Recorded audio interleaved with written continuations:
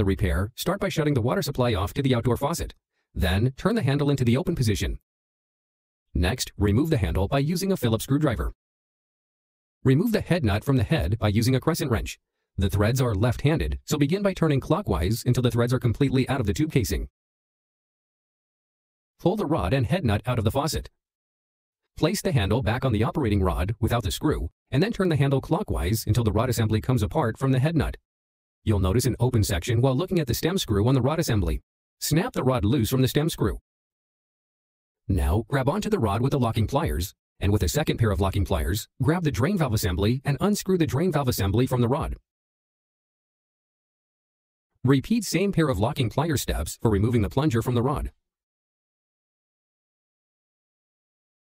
Be sure to keep the operating rod for reinstallation along with the new repair kit parts.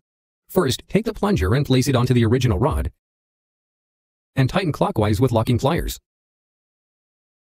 Now, screw the drain valve assembly clockwise onto the rod, and tighten with locking pliers. Next, where there's the open section on the stem screw, snap the rod assembly back into place. Now thread the brass nut along with the clear plastic drain guard onto the plastic stem that has been snapped onto the operating rod. Next, place the handle onto the plastic stem and turn counterclockwise until the plastic stem is just out of the brass nut. Then place the clear gasket onto the operating rod. Finally, insert the operating rod that has the plastic stem and brass nut now connected together back into the faucet and lightly tighten the brass nut counterclockwise into the faucet by using a crescent wrench.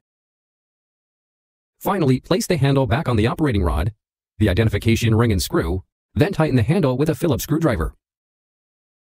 The Model 25 repair is completed.